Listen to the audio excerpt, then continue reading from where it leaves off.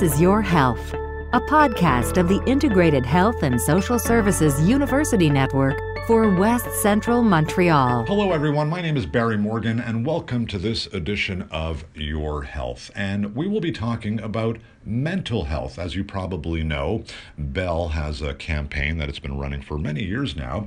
It's the Bell Let's Talk Day. Perhaps you've heard about it. And there are many goals. Amongst them is one of the key goals is just to have more people talking about mental health, to help break the stigma that still surrounds it to a great degree. Perhaps not as much today as in perhaps recent years. Nevertheless, the stigma is still there. And that's why Bell and their Let's Talk Day promotes talking about mental health issues to get rid of that stigma as much as possible. And with me right now is a man who has had some struggles in his life personally and with mental health as well. And as a matter of fact, he was treated at the Jewish General Hospital just about 10 years ago. My very special guest is Lee Haberkorn, who is part of the morning show at Virgin Radio here in Montreal. Lee, first of all, it's great to see you. It's great to see you. It's been a while, so I appreciate you having me here. Absolutely. And, we thought about you right away, Lee. You and I did talk, I remember a few years ago about some of your issues, but perhaps you could just, refresh some of our memories. And I know it was when you were quite young, like late teens, early 20s, when you were really facing some problems. So it's funny, it all started, I'd say, even before it was so evident to everyone else. At an early age, when I was a teenager, I remember just feeling different, which we all have. But there was this sense of, I'm just not happy with myself. There was this overwhelming feeling of just wanting to get everyone else to be okay with me. And I felt like if I could convince you that I'm okay, if I could convince you that I'm funny, you that I'm good looking, you that I'm all these things, then maybe I'll start feeling it about myself. So at an early age, as a teenager, I started living for others. And I just completely forgot about my morals and any positive feelings about myself. And with all these conflicting things going on inside me, when I got introduced as a teenager to drugs and alcohol, that just instantly made me feel better about myself. I forgot about my insecurities. I forgot about all these negative thoughts towards me. And I got lost in that for a very long time. And that led me to a place where, listen, it was fun at the beginning. I mean, drinking and doing drugs as a teenager, yeah, I had a lot of good times. But it brought me to a very dark place where I'm in my early 20s and completely ashamed of the person I'd become, just surrounded by darkness and feeling sad most of the time.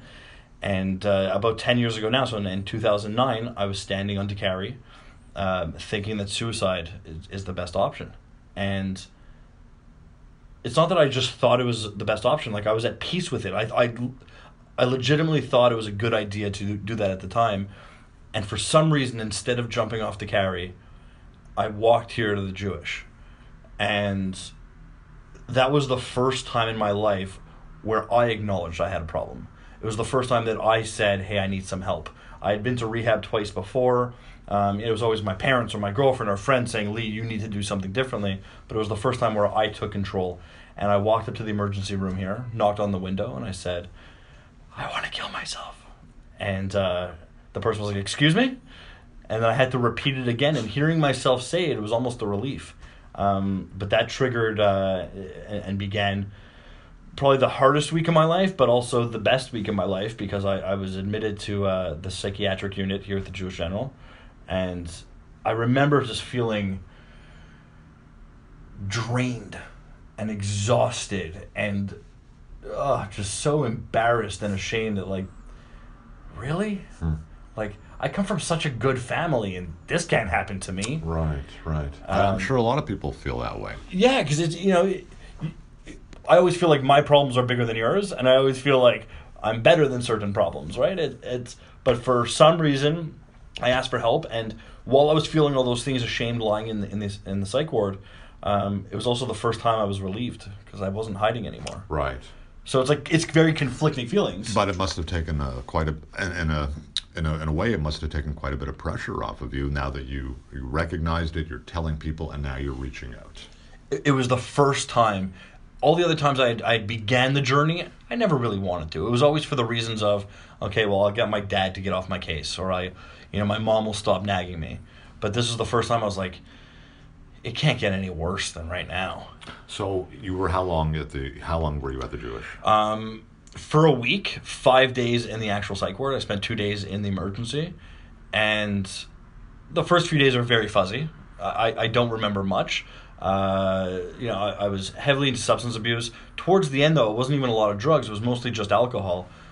But my whole life was a blur because I was just so miserable that I wasn't thinking straight. So you spent about a week. Yeah, about a week. So, some people might wonder what exactly is done to help you. How do they help you? I remember it was the first time when I could kind of sit down and the fog started to lift a little bit. And I've been thinking a lot about those 5 days specifically in the psychiatric unit. And I remember the doctor asking me questions and saying, okay, but kind of what's next, or what have you been feeling? And I didn't even have the answers.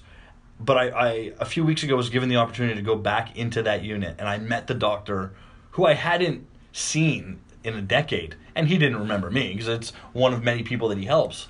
But I apologized to him because I said, I don't remember what I said, but I know I wasn't honest.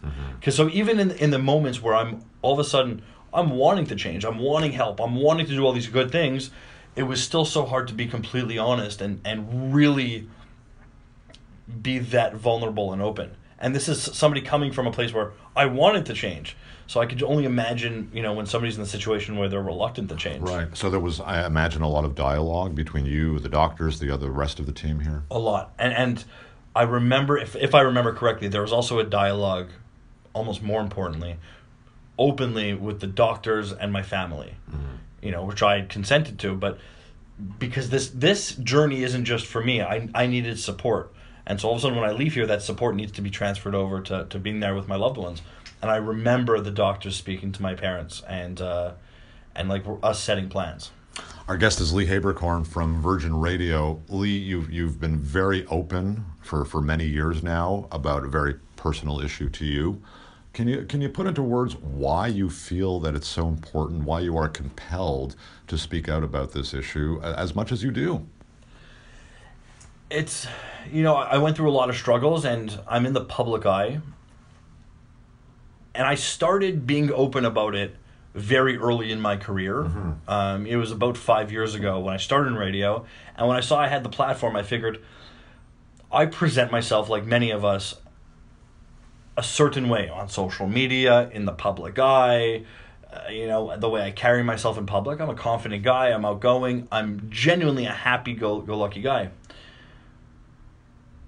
But so by me being open about my struggles and things that I still deal with, you never know. You can't judge a book by its cover. Because that's what it is.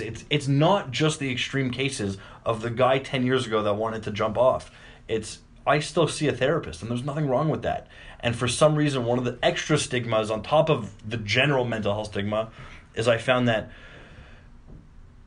it's okay for a woman to go to her girlfriend's house, like crying, she's not doing so well. But for some reason, if a guy does that at his guy, to one of his boys, that's weird. And so that was another stigma that I wanted to break, that I'm this strong, confident man, and yeah, I cry, and yeah, I struggle, yeah, I have a hard time with things, but that's okay. Because, we all struggle with things, but for some reason, we don't want to talk about that. Yeah.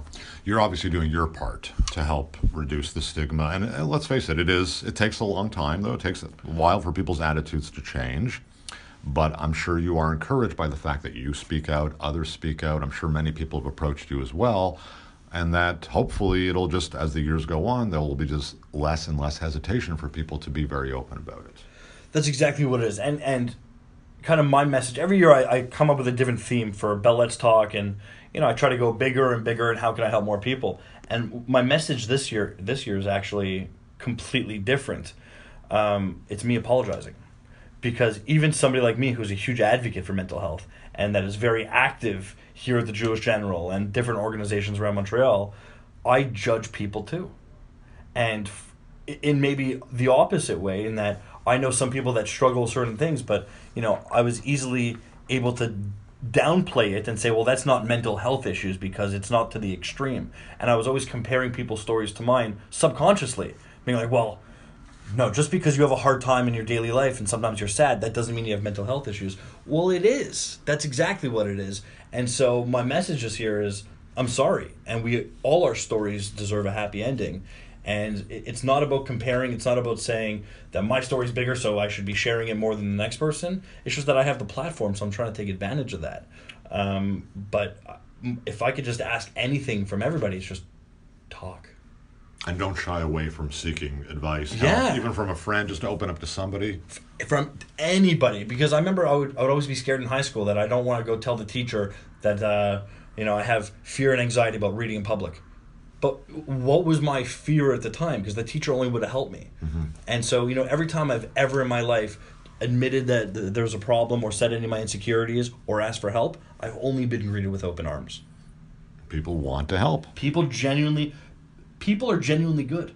But you're right when you say that, somebody sees Lee Haberkorn, tall, good-looking fella, full of confidence. Who would have thought that Lee had an issue? So sure, they're not going to come up to you and say, excuse me, do you have a mental health issue or something bothering you? The key is really taking that very first, could be a very difficult, but first step. Oh, it's very difficult. And that's why about a year and a half ago, one of the big things I did was I was in the position where my life was going great. Like, by all accounts, by any standard of measure, my life was going great.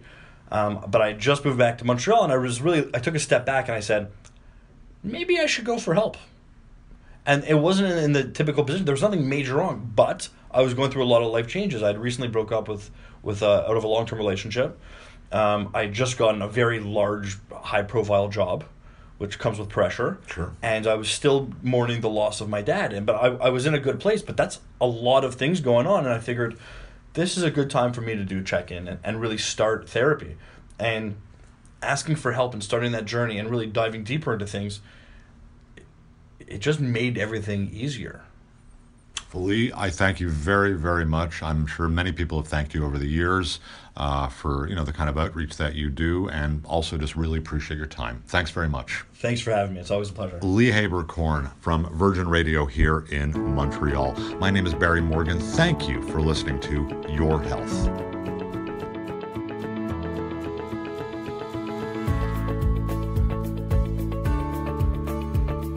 You've been listening to Your Health, a podcast of the Integrated Health and Social Services University Network for West Central Montreal. Join us next week for another edition of Your Health.